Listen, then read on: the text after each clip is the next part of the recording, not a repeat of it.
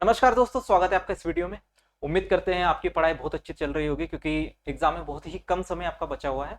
लगभग 2 महीने आपके बचे हुए हैं आईबीपीएस पीओ प्री में और 3 महीने मेंस में बचे हुए हैं। आप ऐसा नहीं कर सकते कि प्री देने के बाद ही फिर मेंस की तैयारी स्टार्ट करें क्योंकि बहुत कम समय वहां पर बचता है। तो आपको प्री के साथ ही मेंस का पढ़ाना पड़ता है। आप ऐसा नहीं कर सकते, वहां पर बस खाली इतना समय बचता है कि आपके जो वीक टॉपिक्स है आप उनको रिवाइज कर सकते हो और मॉक टेस्ट लगा के उनका एनालिसिस कर सकते हो। इतना समय बस आपको प्री और मेंस के बीच में बचता है। आपको मेंस की प्रिपरेशन भी प्री के साथ साथ ही करनी पड़ती है।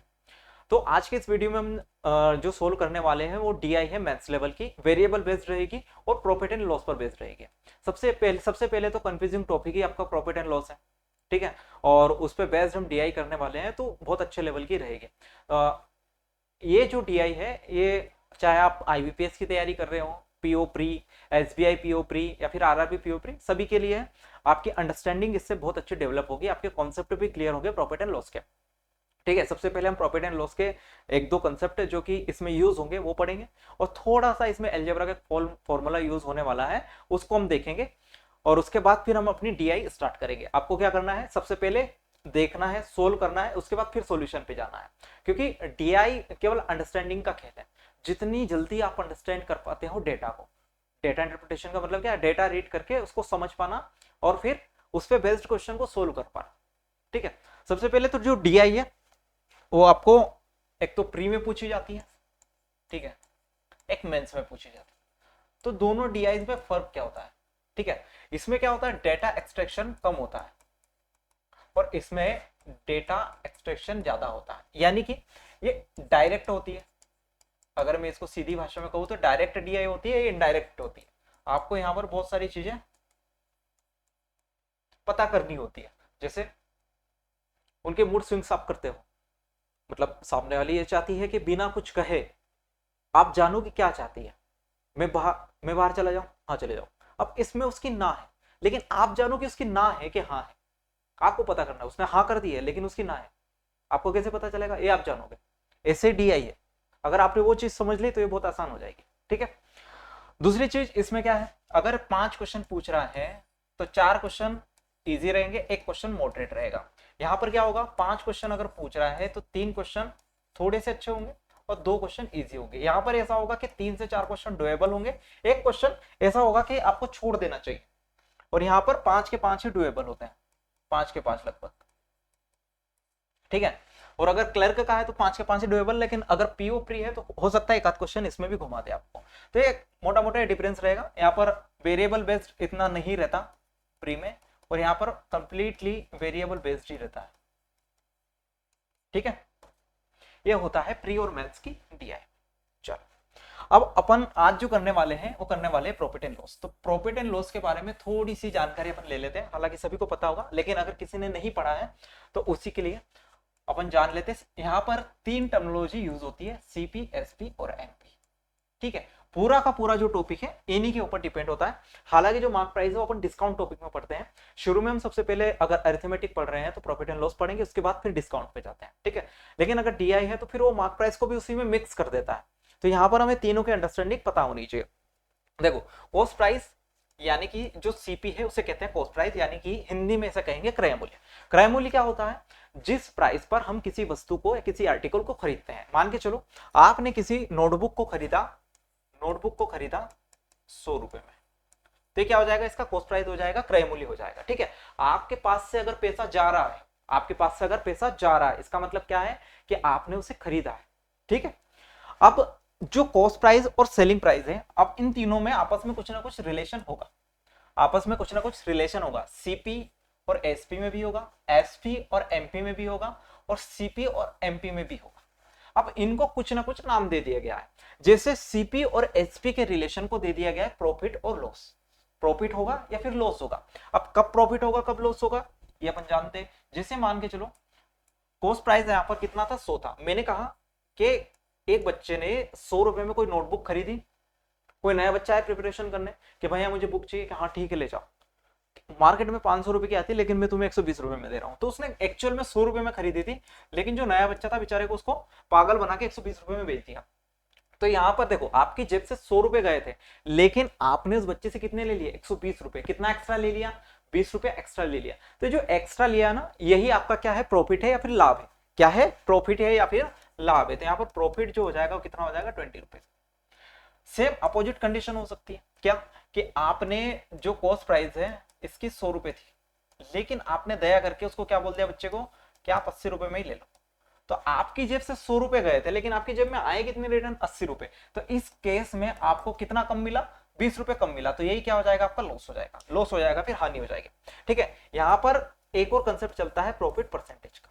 क्या चलता है, प्रॉफिट परसेंटेज का। तो प्रॉफिट परसेंटेज हमेशा किस पे निकलेगा, कॉस्ट प्राइस पे निकलेगा। यानी कि प्रॉफिट बटे सीपी इंटू कितना हो जाएगा आपके पास में, 100%। तो प्रॉफिट कितना आपके पास में 20, और सीपी कितना दिया है, 100 दिया है, इंटू कितना हो जाएगा 100%। तो यहाँ पर आंसर आएगा आपके पास में 20%। कितना आ जाएगा, 20%। और यहाँ पर भी अगर अपन लॉस परसेंट निकाले तो लॉस परसेंट 20 का हुआ किस पर, हमेशा होगा सीपी पर, इंटू कितना हो जाएगा 100%। तो यहाँ पर आंसर कितना आ जाएगा आपके पास में, 20%। ठीक है, हमेशा याद रखना जो कॉस्ट प्राइस और सॉरी जो प्रॉफिट और लॉस परसेंटेज हम निकालेंगे वो किस पे निकालेंगे, कॉस्ट प्राइस पर निकालेंगे। तो अब समझ में आ गया कि जो कॉस्ट प्राइस और सेलिंग प्राइस के बीच में रिलेशन होगा वो किसका होगा, प्रॉफिट का होगा या फिर लॉस का होगा। ऐसे ही सेलिंग प्राइस और मार्क प्राइस, इसमें जो रिलेशन होता है वो होता है किसका, डिस्काउंट का। किसका होता है, डिस्काउंट का। पहले एक चीज चलती थी बार्टर सिस्टम, यानी कि वस्तु विनिमय प्रणाली। बार्टर सिस्टम क्या होता था बेसिकली, कि अगर मेरे पास में गेहूं है और मुझे चावल की रिक्वायरमेंट है, तो मैं किसी ऐसे व्यक्ति को ढूंढूंगा जिसके पास चावल है और उसे गेहूं की रिक्वायरमेंट है। तो मैं क्या कर लूंगा, मैं उसको अपना गेहूं दे दूंगा और उससे चावल ले लूंगा। तो मेरी जरूरत भी पूरी हो गई और उसकी जरूरत भी पूरी हो गई। तो बार्टर सिस्टम में क्या होता था कि दो नीडी व्यक्तियों का मिलना। ठीक है, जैसे उनको भी प्यार की नीड है, आपको भी प्यार की नीड है, दोनों मिले तो आपका वो चल गया, और फिर आप उसे अंत में पता नहीं क्या क्या कह के प्रोनाउंस करते हैं, लेकिन ऐसा कुछ नहीं होता। लेकिन बाद में क्या है, लोगों को लगा नहीं यार कि बहुत ही कॉम्प्लिकेटेड सिस्टम है, तो उसने क्या कर दिया, पैसों का इन्वेंशन किया कि मुझे जो चीज चाहिए मैं उसे पैसों में खरीद के लेके आ जाऊंगा। मुझे ऐसा कोई व्यक्ति नहीं ढूंढना पड़ेगा जिसके पास में क्या हो, मैं मुझे जो चाहिए वो भी हो और उसे जो चाहिए मेरे पास भी हो। ऐसा कुछ नहीं होगा, मैं पैसे दूंगा, अपना चावल लेके आ जाऊंगा। ठीक है, पैसों की हो गया। अब पैसे जब आया मार्केट में तो लोगों के मन में लालच भी आया। अब वो क्या करने लगे, जैसे मान के चलो कोई व्यक्ति शहर कभी गया ही नहीं, वो कोई व्यक्ति आ गया गांव से उठकर, एक व्यक्ति आया और उसने क्या करा कि यहाँ पर 50 रुपए की चीज मिल रही थी, लेकिन गांव वालों को बड़ा चढ़ा के बता दें कि 1000 का है, 1200 का है। उसके मन में लालच आ गया, क्योंकि ये लोग तो कभी गांव से गए ही नहीं बेचारे, वो शहर में गया था। तो वो शहर में मान लो 50 रुपए के उसने कुछ ईयरफोन खरीदे, लोगों को पहली बार वहां पर दिखा कि ईयरफोन में 1000 में लेके आया हूँ, लेकिन यहाँ पर 700 में दे रहा हूँ। तो 500 की चीज, 50 की चीज उसने 700 में बेच दी, उसको वहां पर क्या होने लगा, प्रॉफिट होने लगा। अब ऐसे ही कोई और लोग भी गए, अब वो वापस से कुछ चीज खरीद के ले गए, लेकिन गाँव वालों ने बोला नहीं नहीं हम इसके इतने दे देंगे। अब वो बल्क में ले तो गया चीजें, मान लो 100 रुपए की चीज लेके गया, लेकिन गाँव वालों ने कहा नहीं हम इसके 100 रुपए देंगे, 80 देंगे। तब उसको क्या हो गया, लॉस भी हो गया। तो प्रॉफिट और लॉस की कंडीशन यहाँ पर इसलिए है क्योंकि लोगों के मन में फिर लालच आया कि मुझे एक दूसरे से आगे निकलना है, तो वहां पर प्रॉफिट एंड लॉस की कंडीशन आ गई। लेकिन फिर मार्केट में एंट्री हुई महिलाओं की, और उन्होंने क्या शुरू कर दिया, बार्गेनिंग। तो अब लोगों के मन में डाउट पैदा हो गया कि भाई एक्चुअल में जो इसकी सेलिंग प्राइस है, हमने जो प्रॉफिट इस पर डिसाइड किया था वो तो मिल ही नहीं रहा है, क्योंकि तो बार्गेनिंग करके ले ही जा रही है। अब महिलाओं को कौन रोक सकता है। तो फिर उनके दिमाग में एक और चीज आई, मार्क प्राइस, कि हम क्या करेंगे, किसी भी आर्टिकल का जो प्राइस है हम एक्चुअल सेलिंग प्राइस से बढ़ा कर लिखेंगे। एक्चुअल सेलिंग प्राइस से क्या कर देंगे, बढ़ा कर लिखेंगे। जैसे मान के चलो कोई आर्टिकल है, उसकी मैन्युफैक्चरिंग कॉस्ट थी 500 रुपए, ठीक है, मतलब 500 रुपए में वो बन के तैयार हो गई। तो जितना पैसा हमारी जेब से गया उसे कॉस्ट प्राइस कहते हैं। तो मान लो उसका सीपी कितना हो गया, 500 हो गया। अब मैंने क्या डिसाइड करा, मैंने ये डिसाइड करा कि मैं इसको बेचूंगा 700 रुपए में। कितने में बेचूंगा, 700 रुपए में, ठीक है। लेकिन इसको साड़ी मान लो, ठीक है, ताकि ज्यादा समझ में आ जाएगा। 500 रुपए की साड़ी थी, 700 रुपए मैंने डिसाइड करा, लेकिन मैं इसकी मार्क प्राइस को बढ़ा के लिखूंगा। उसका कारण क्या है, उसका कारण यह है कि जब भी बार्गेनिंग होगी तो मुझे पता है कि कहां रुकना है, मुझे कितने का डिस्काउंट देना है। तो मैंने इसकी जो मार्क प्राइस है वो कर दी 1000। अब मैं जब 1000 बताऊंगा तो जाहिर सी बात है सामने वाला क्या करेगा, 600 रुपए बताएगा, 700 रुपए बताएगा, 600 700। तो मैं फाइनल प्राइस क्या रख दिया मैंने कि 700 रुपए से 1 रुपया कम नहीं करेंगे, 700 रुपए में ले जाना तो ले जाओ। तो एक्चुअल में मैंने जितना डिसाइड करा उतना मुझे मिल गया। ठीक है। तो यहाँ से 1000 से मैं 700 पे जा रहा हूँ, तो कितना कम करा मैंने करा 300 रुपए। तो ये जो 300 रुपए यही क्या है, मेरा डिस्काउंट है, यही क्या है, डिस्काउंट।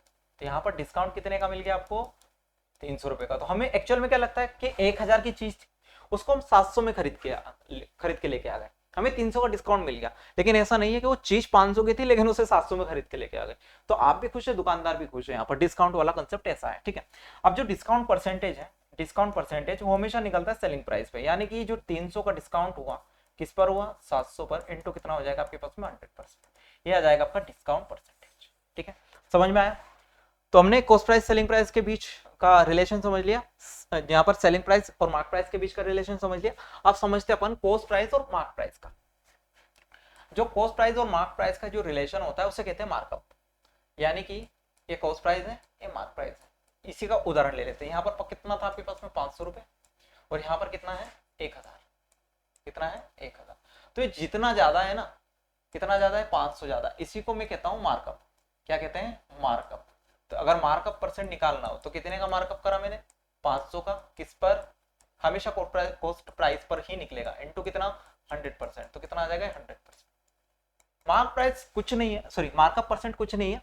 इसमें हम ये देखते हैं कि जो इसका मार्क प्राइस है वो कॉस्ट प्राइस से कितना परसेंट ज्यादा है, ये इतना सा कॉन्सेप्ट है, ठीक है। अगर इतना आपको पता है तो आज की हमारी डीआई सोल्व करना आसानी से हो जाएगी, कोई दिक्कत परेशानी आपको नहीं आएगी, ठीक है। अब थोड़ा सा हम चलते हैं एक अलजेब्रा पे। कहां चलते हैं, अलजेब्रा।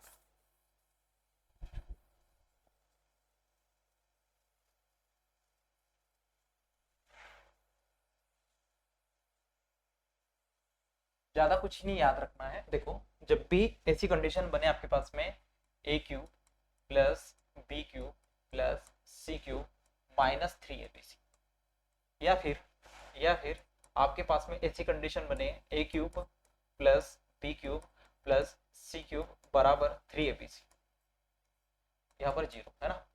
ये दोनों कंडीशन में से कंडीशन बने तो आपके पास में दो रिजल्ट आ सकते हैं। क्या क्या, या तो a प्लस बी प्लस सी बराबर 0 होगा, या फिर a बराबर b बराबर c होगा, a बराबर b बराबर c होगा। इन दोनों में से कोई एक रिजल्ट बनेगा, ये सब आपको याद रखना है, ठीक है। अब चलते हैं अपने DI पर। क्या दिया है देखो, पढ़ो अच्छे से, पढ़ लो। Given table represents the relation between cost price, markup percent, and profit or loss percent on four products. Study the information carefully and answer the following question. Product कौन कौन से दिए हैं, A, B, C और D.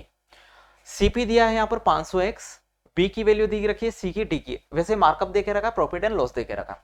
यहाँ पर हमारे पास में जो ये वैल्यू देके रखी है ना, यहाँ पर वेरिएबल बेस्ड DI है। तो यहाँ पर जो वेरिएबल की वैल्यू हमें निकालनी है, एक तो x देके रखी है और दूसरा क्या देखे रखा है, k देखे रखा है। तो यहाँ पर हिंट भी देखे रखी है उन्होंने, 8k की power 6 plus 15k cube minus 2 बराबर 0, और दूसरा ए वाला देखे रखा है। तीसरी कंडीशन क्या दी है कि only product be sold at loss, यानी कि ए बी सी डी में से केवल बी लॉस पर सेल हुआ है, बाकी सभी प्रॉफिट पर सेल हुआ है, ठीक है। अब इतनी कंडीशन आ गई। अब सबसे पहले एज ए वेरिएबल बेस्ड में हमारे पास में जो काम होता है वो होता है कि हम यहाँ पर वेरिएबल की वैल्यू निकालें। किसकी, के की वैल्यू निकालनी, एक्स की वैल्यू निकालनी, फिर हमारे पास में जो टेबल है उसमें एक्चुअल वैल्यू हम फिल करें, उसके बाद फिर क्वेश्चन पर चले, ठीक है।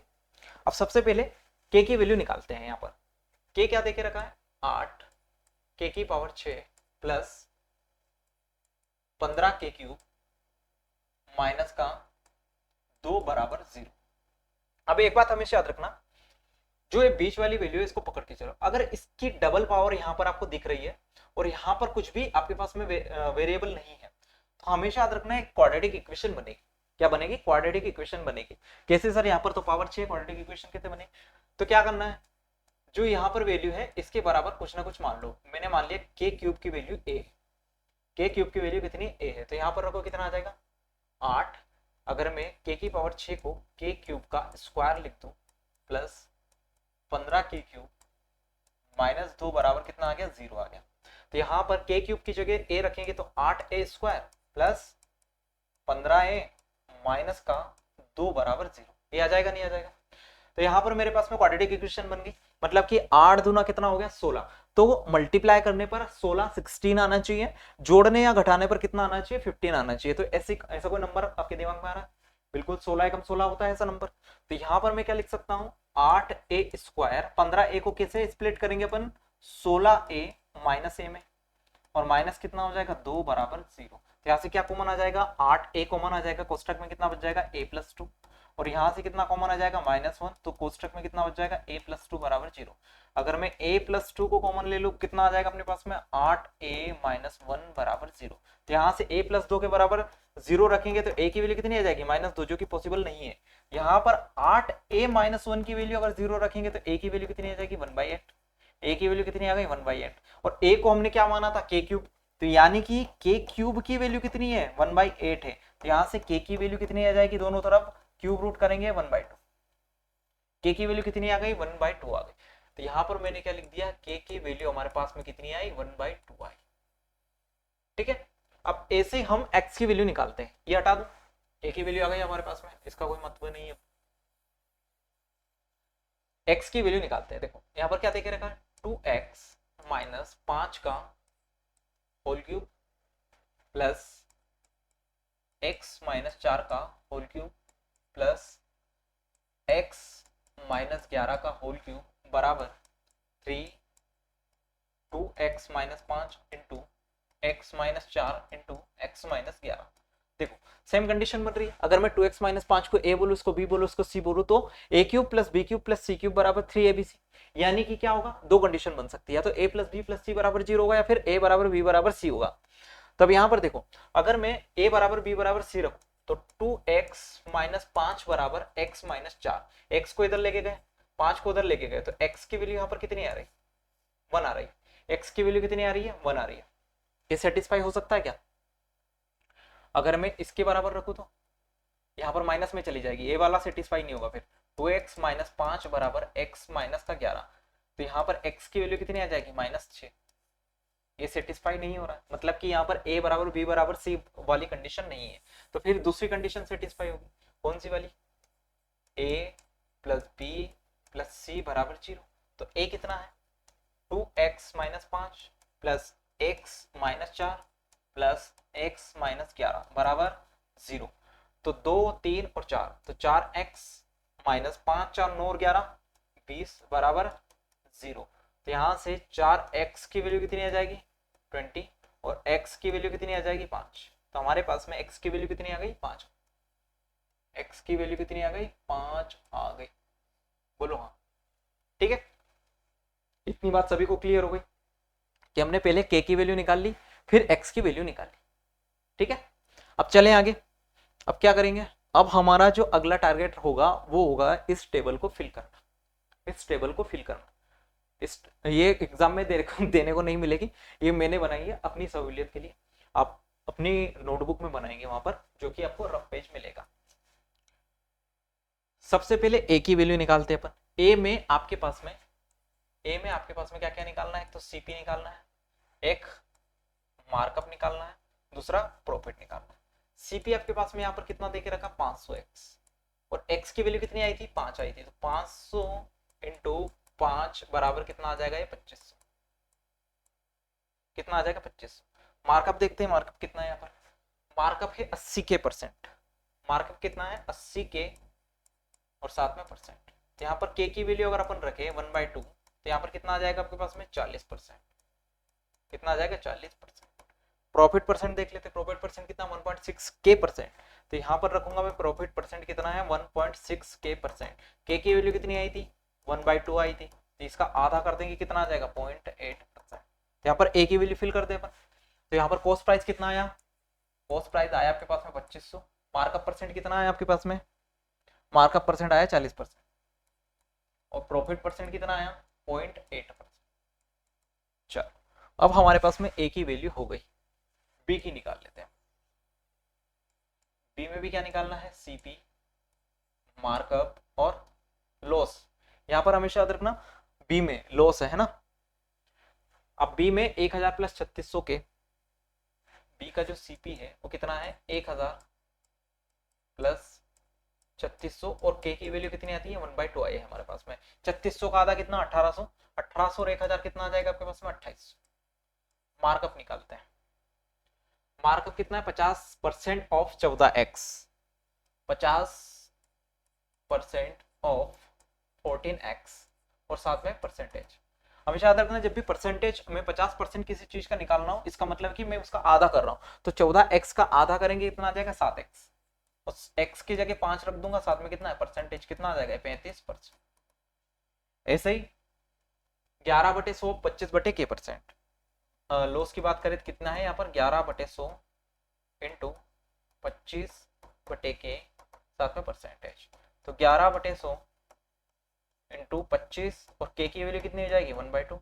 तो 25 से कितनी बार कट जाएगा 4 बार, ये 2 से काट लो 4 कितना आ जाएगा 2, यानी कि 11 का आधा कितना आएगा यहाँ पर 5.5, कितना आ जाएगा 5.5%। रख देते वैल्यू। यहाँ पर कितना आया कॉस्ट प्राइस 2800, मार्कअप परसेंट कितना आया 35%, कितना आ गया 35%, और यहाँ पर ये कितना आया लॉस 5.5%। बोलो हाँ कोई दिक्कत नहीं है। चलते हैं आगे। सी की बात करें, सी का निकालते हैं। तो सी में भी वही चीज,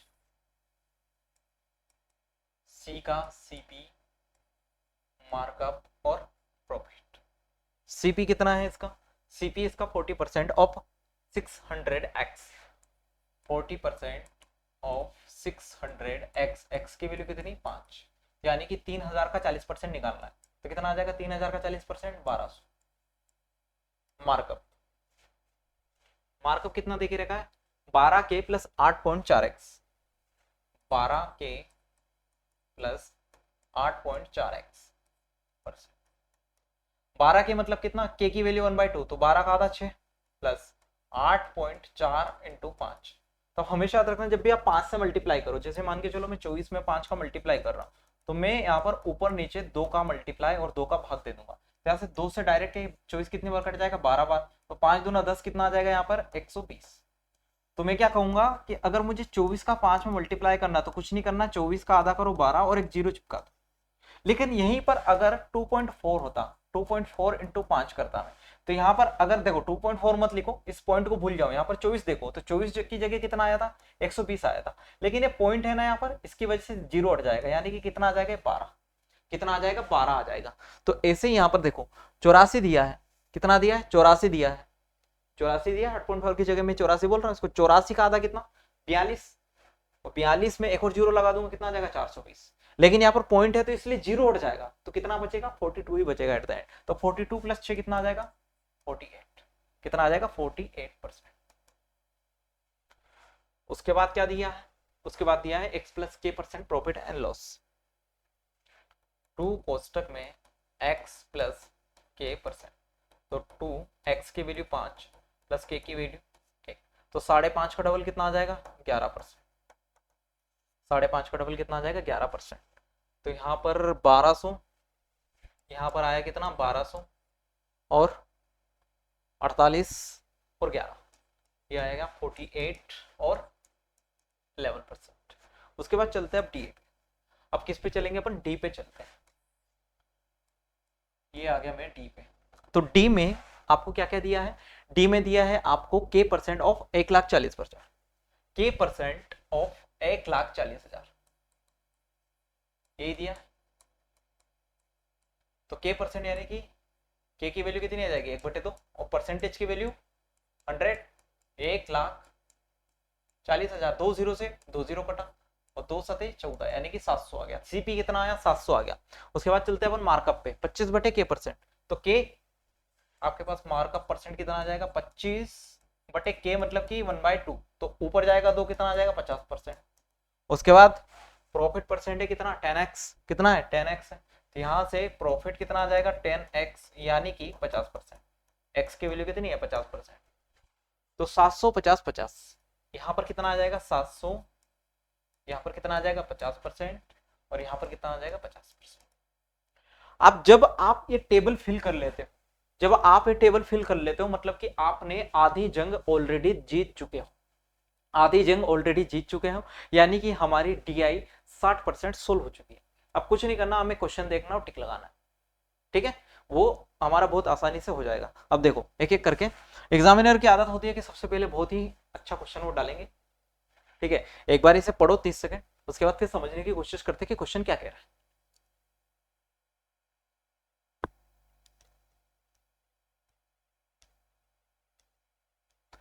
देखो पढ़ा, a new pricing strategy such that for any product where the profit percent is less than 5%, an additional markup of 10% is applied। जहां भी आपको इंफॉर्मेशन देखे आप अपनी नोटबुक में लिखते जाना। ये कह रहा है कि जहां भी 5% से कम का प्रॉफिट हो, लेस देन 5%, उसमें हम क्या करेंगे, उसमें हम करेंगे एडिशनल मार्कअप ऑफ 10%, यानी कि जो मार्कअप होगा, जो मार्कअप होगा उसमें हम क्या कर देंगे 10% ऐड कर देंगे। If the profit percentage is greater than or equal to 5%, a discount equal to half of the markup percentage। ये अब क्या कह रहा है कि अगर जो प्रॉफिट है वो इक्वल हो या फिर ग्रेटर हो किससे, 5% से, तो हम वहां पर क्या देंगे, डिस्काउंट देंगे। और कितना डिस्काउंट देंगे, मार्कअप के आधे के बराबर, मार्कअप के आधे के बराबर, ठीक है, ये उसने दिया हुआ है, ये इंफॉर्मेशन है। अब क्या बोल रहा है लास्ट में, वो बोल रहा है calculate the revised selling price for all the products and find the difference between the highest and lowest revised selling price. तो हम पूरा निकाले उससे कोई फर्क पड़ता नहीं। यहाँ पर क्या कह रहा है कि जो हाईएस्ट सेलिंग प्राइस है, एसपी निकालनी है, हाईएस्ट माइनस का एसपी लोएस्ट, ये हमें निकालना है। बोलो हाँ, कोई दिक्कत नहीं है। तो अब यहाँ पर देखो, अगर टेबल में देखो तो इसको प्रॉफिट हुआ था, इसको प्रॉफिट हुआ, इसको प्रॉफिट हुआ, लेकिन इसको क्या हुआ था, लॉस, यानी कि ये तो बाहर हो गया, ठीक है। बोलो हाँ, कोई दिक्कत नहीं है। अब उसने क्या बोला है कि हाईएस्ट और लोएस्ट सेलिंग प्राइस के बीच का डिफरेंस बताना है। तो अब देखो, जहां पर लेस देन 5% क्या है मेरे पास में प्रॉफिट है, लेस देन 5% कहां पर है, यहां पर बस है केवल लेस देन 5%, यहां पर भी 5% क्या है, ज्यादा है, यहां पर भी 5% ज्यादा है। और इसका कॉस्ट प्राइस कितना है, इसका कॉस्ट प्राइस है 2500, और इस पे मैं क्या कर दूंगा 40%, और 40% में 10% और जोड़ दूंगा, क्योंकि मैंने क्या कहा है कि जहां पर 5% से कम का प्रॉफिट होगा वहां पर मार्कअप कितना बढ़ जाएगा, 10% और बढ़ जाएगा। यहाँ पर 40% का मार्कअप है, 10% और बढ़ गया है, यानी कि कितना हो जाएगा मार्कअप, 50% हो जाएगा। मार्कअप कितना हो जाएगा 50%, यानी कि जो ए का सेलिंग प्राइस है, अब ए का जो सेलिंग प्राइस है अब वो 2500 से बढ़कर कितना हो जाएगा, इसका 150% ये आ जाएगा। अभी कैलकुलेट नहीं करना है।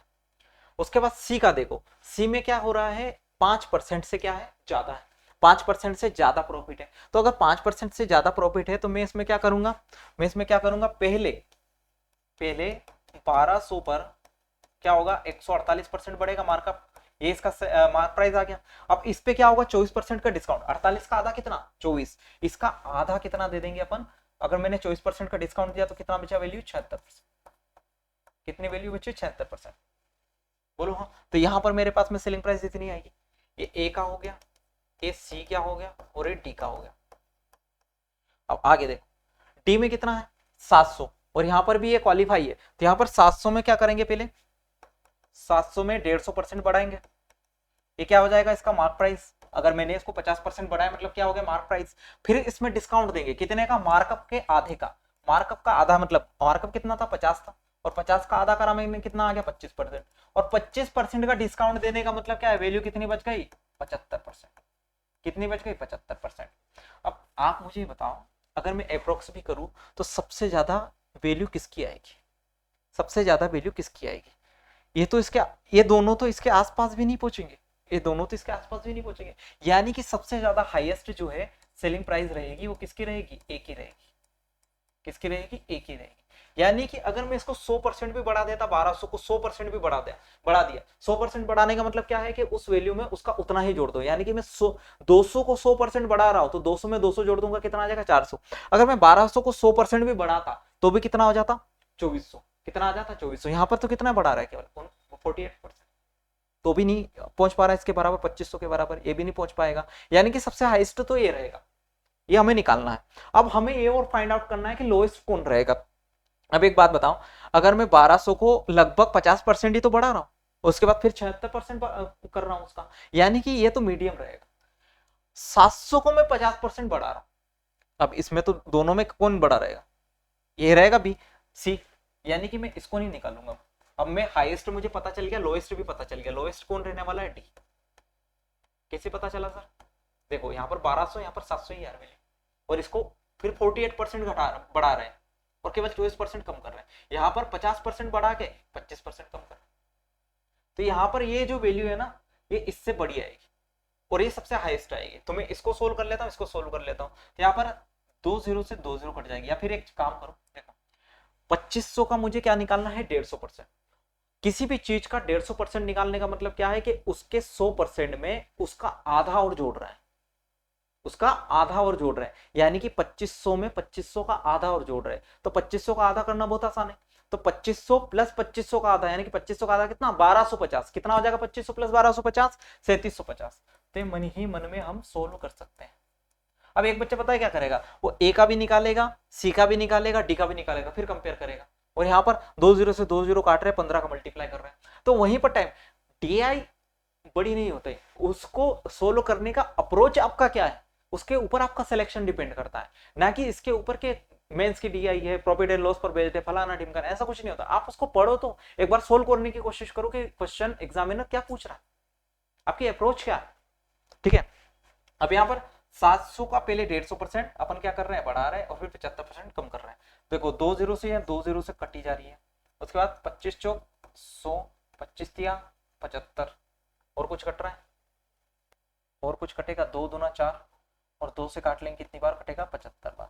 तो 75 इंटू 21, 75 इंटू 21, और बटे कितना आ जाएगा, 2 आ जाएगा। 2 से काट लेंगे कितनी बार कटेगा, 10.5 बार। कितनी बार कट जाएगा, 10.5 बार।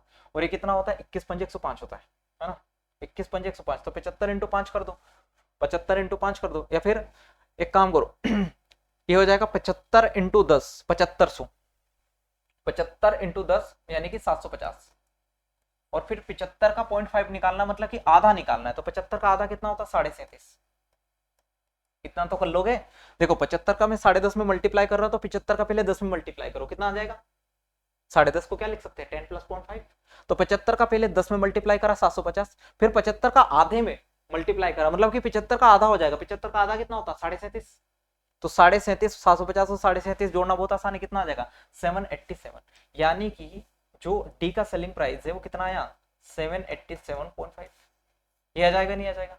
तो मुझे हाईएस्ट और लोएस्ट के बीच में क्या बताना था, अंतर बताना था। तो 3750 माइनस 787.5, तो 700 जाएगा, कितना बचेगा, 750 ही चला जाने दो। तो 3000, और 3000 में से 37.5 चला जाएगा, तो आपके पास में कितना बचेगा, 2962.5। बोलो हाँ। ये देखो बहुत आसान है, बी ऑप्शन। तो आप जितना मेंटल कैलकुलेशन करोगे, जितना मेंटल प्रेशर बना के आप क्वेश्चन को सोचोगे, उतनी जल्दी आपका टीआई सोल्व होगा। टीआई मतलब डेटा को कितनी जल्दी आप एक्सट्रैक्ट कर। क्लियर, आगे चले, ये वाला क्वेश्चन पढ़ो, क्वेश्चन नंबर 2। इसमें भी आपको मैं 30 सेकंड का समय देता हूँ, पढ़ने का बस समय दे रहा हूँ, सोल्व करने का नहीं। सोल्व आपको क्या करना है, पॉज करना है और उसके बाद फिर सोल्व करना है। Suppose the manufacturer of product C decide to reduce the production cost by 15% while keeping the profit percentage the same. However, to maintain market competitiveness, the manufacturer also increases the markup percent by 5%. What would be the new selling price of product? बताओ, new selling price क्या आएगी इसकी, new selling price क्या आएगी इसकी।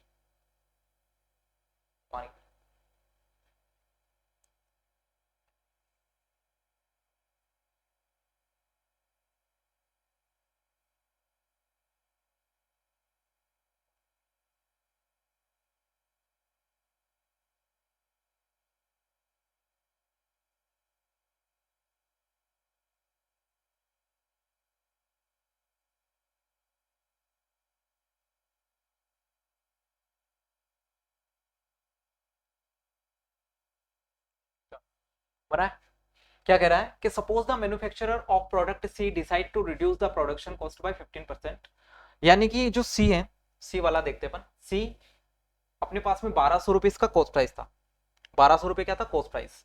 तो अब नया कॉस्ट प्राइस कितना आ जाएगा, वो कह रहा है कि 15% की कमी कर रहे हैं, तो 15% की फ्रैक्शन वैल्यू कितनी होती है 3/20। तो 20 में से 3 चला गया, कितना बच गया 17/20। कितना हो गया 17/20।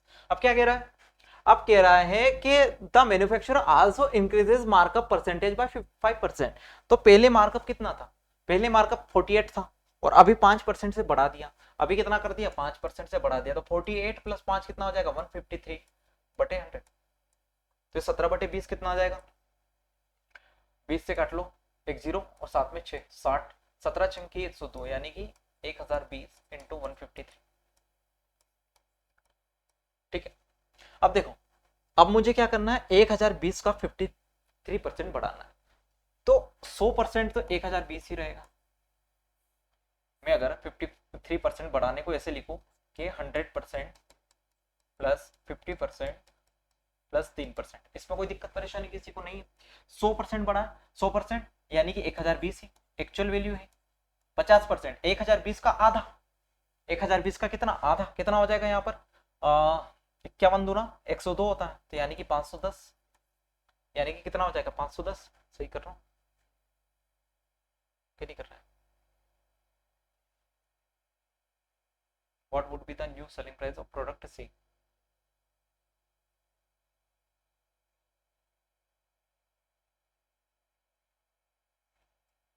ठीक है चलो, और उसके बाद यहाँ पर कितना हो जाएगा आपके पास में 3% और 3% 1020 का 1 0 3 दूना 6, उसके बाद 0 3 एकम 3 3.06, यानी कि आपके पास में कितना आ गया, ये आ जाएगा आपके पास में 30 33 1533। कितना आ जाएगा 1533, एक भी नहीं देखे रखा, नन ऑफ दिस आएगा क्या, 15% कम करा। To maintain the market growth, the manufacturer also increases the markup percent by 5%. What would be the new selling price? What would be the new selling price of product C? 1248%, सही है।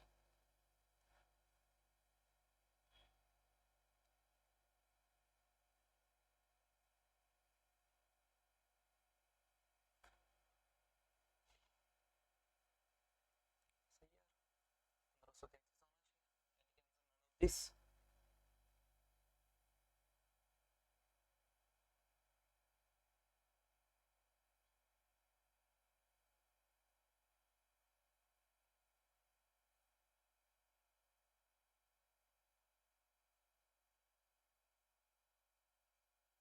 सही है, none of this he आएगा इसका answer. ठीक है, क्या आएगा, नन ऑफ दिस ही आएगा इसका आंसर। न्यू सेलिंग प्राइस ही पूछा था ना, चलो ऑप्शन गलत था इसके। अब चलते हैं नेक्स्ट क्वेश्चन पर। An investor is considering buying product B and D in bulk to resell them at a higher profit margin. He plans to mark up the cost prices of these products by 8% and 12% respectively. क्या कह रहा है कि जो B और D है उनको क्या करा इसने, रीसेल करने का प्लान किया बल्क में।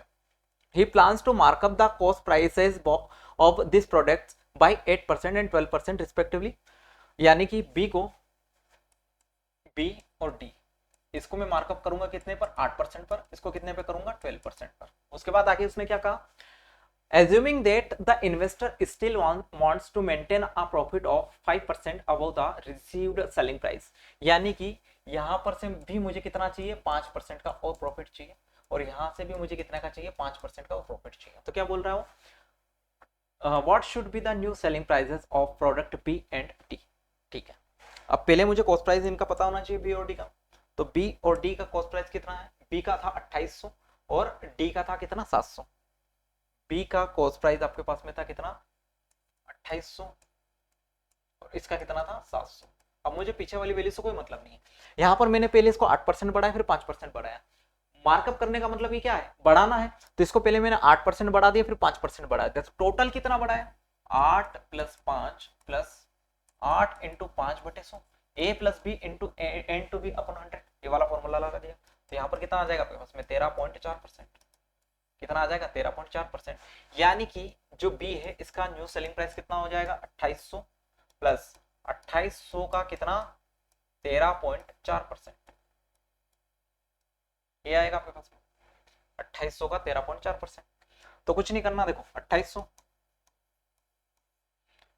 का 10% आपके पास में कितना आ जाएगा, 2800 का 10% आएगा 280, और 2800 का फिर 3.4% निकाल लो, तो यहाँ निकाल लेते हैं 2800 का 3.4%, 2800 का 3.4%, 2 जीरो से 2 जीरो कैंसिल हो गया, पॉइंट हटाएंगे एक और जीरो चला जाएगा, 28 इंटू 34, तो 28 इंटू 34 आपके पास में कितना आ जाएगा। देखो हमेशा याद रखना, जब भी 3 नंबर का आप गुणा करो और उनके पास बीच में कोई एग्जैक्ट संख्या आपके पास में पड़े, जैसे मान के चलो 15 इंटू आप 17 कर रहे हो, 15 इंटू 17, तो 15 और 17 के बीच में एग्जैक्ट नंबर कौन है 16, तो 16 का स्क्वायर करो कितना आ जाएगा, 16 का स्क्वायर होता है 256, कितना होता है 256, इसमें से एक घटा दो कितना आ जाएगा 255, कितना आ जाएगा 255 आ जाएगा। ऐसे ही अगर मैं 15 इंटू 20 करता, तो 15 और 20 के बीच में कितना पड़ रहा है नंबर 18, तो 18 का स्क्वायर करो कितना आ जाएगा, 18 का स्क्वायर होता है 324, कितना होता है 324। अब इनके बीच में नंबर बताओ कितना है, इनके बीच का नंबर कितना है, आप कहोगे सर 4 है, कितना है 4, 4 का आधा करो कितना होगा 2 होगा, तो कुछ नहीं करना है 2 का स्क्वायर घटा दो इसमें से, तो 2 का स्क्वायर कितना होगा आपके पास में 4, तो यानी कि यहाँ पर आंसर कितना हो जाएगा आपके पास में 320, 320 क्या होगा 15 दूना 30, 300 होना चाहिए ना, तो 18 का स्क्वायर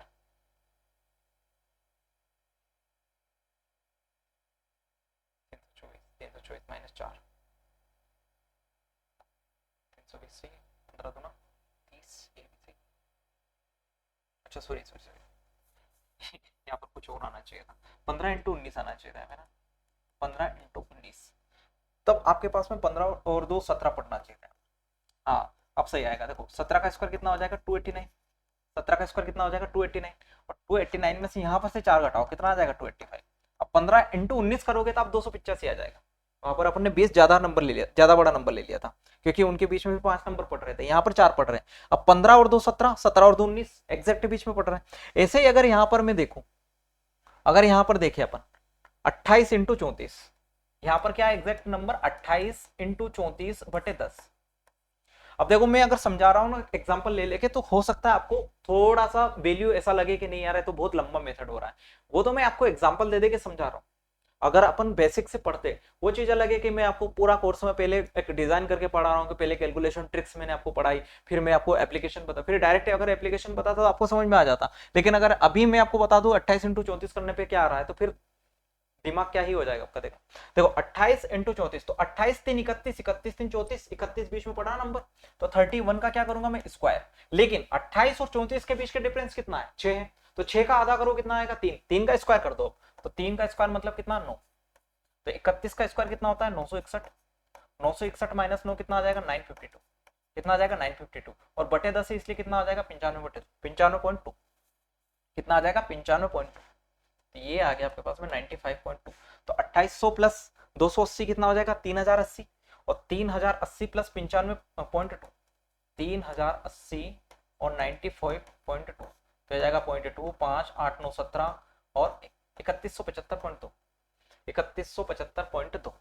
एक इसका सेलिंग प्राइस आ गया आपके पास में बी का। अब डी का निकाल लेते हैं, तो डी का कॉस्ट प्राइस कितना है 700 है, और यहाँ पर इसका जो एक्चुअल में कितना बढ़ेगा ये यहाँ पर निकाल देता हूं मैं, यहाँ भी फॉर्मूला लगा देते हैं 12 प्लस 5 प्लस 12 इंटू 5 बटे 100, तो कितना आ जाएगा 17.6%, कितना आ जाएगा 17.6।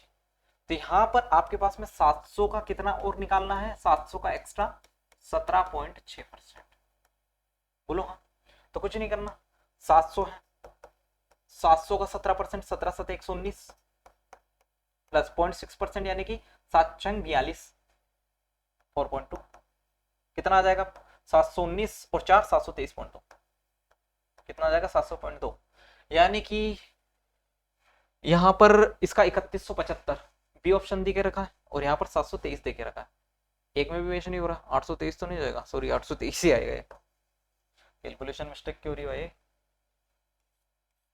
सी ऑप्शन इस सवाल का उत्तर होगा।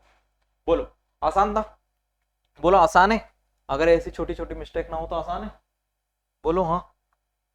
अब चलते हैं नेक्स्ट क्वेश्चन पर, क्या देखे रखा है, a sudden surge in demand leads to a 25% increase in the selling price of all products due to market condition, the profit and loss percentage also need to be adjusted proportionally. What would be the new profit percentage for each product if the profit and loss percentage are increased by the same factor as the increase in selling price?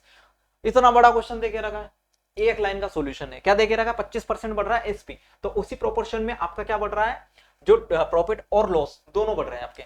यानी कि यहाँ पर 25% का मतलब क्या है कि मैं इसका मल्टीप्लाइंग फैक्टर बना दूंगा 1.25, यानी कि 25% सब बढ़ रहे हैं। तो यहाँ पर ए का, बी का, सी का और डी का सब प्रॉफिट और लॉस लिख लो। देखो ए का तो 0.8 था, इसका कितना था देख लेते हैं। बी का था आपके पास में 5.5, 11 और 50, 5.5, 5.5, 11 और 50, 1.25 से इसको बढ़ा रहे हैं, यानी कि कितना हो जाएगा, 1 हो जाएगा।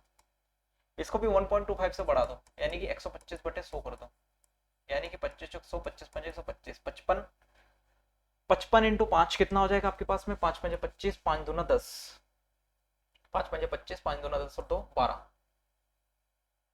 5 5 25 का 5 हासिल 2, 5 5 25 हो 2 27, 275 और बटे कितना 4, तो 275 और ये आएगा आपके पास में 27.5, क्योंकि यहाँ पर एक ऑलरेडी पॉइंट है। तो 4 चंक कितना हो जाएगा 24, उसके बाद कितना बचा 3, 4 8 32 और कितना बच जाएगा फिर से कितना आपके पास में 3, तो 4 8 32 यानी कि 375 और बचेगा 375।